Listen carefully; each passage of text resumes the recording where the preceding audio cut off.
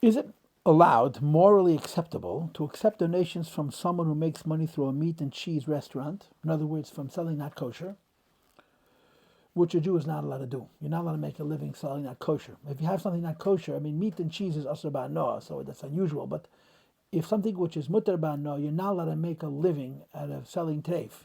If it comes your way, you sell it, but you're not allowed to make it into a career, into a business. So if someone is making money through selling today, if he gives the example of meat and cheese, are you allowed to accept tzedakah from such a person? And are you allowed to accept tzedakah from a person who makes money through illegal and criminal business dealings? This is a halakha question, and it's really a question for a Rav, which I am not.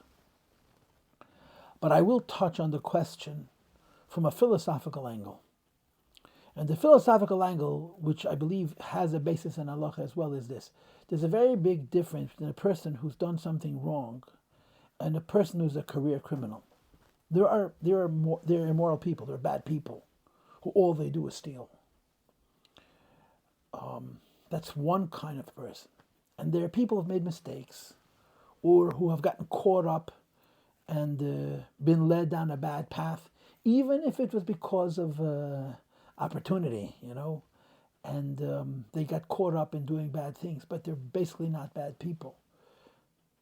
For you not to be able to take money from somebody else because the money was acquired in a way that's inappropriate, you have to be able to prove 100% that money is earned not kosher, which means if a person earns money in more than one way, and some of his earnings are kosher, and some of his earnings are not kosher, you're allowed to take tzedakah from such a person. I think, practically speaking, this is something that you have to incorporate into the question. If a person is evil, that's a very strong word, meaning everything they do is wrong and illegal and sinful. To take tzedakah from such a person for a moised that's Torah, and at the very least could be a Chilul Hashem, at the very most it could be not allowed. But if a person is a good person and has gotten carried away or has made a mistake, it's a very different question about taking tzedakah from such a person.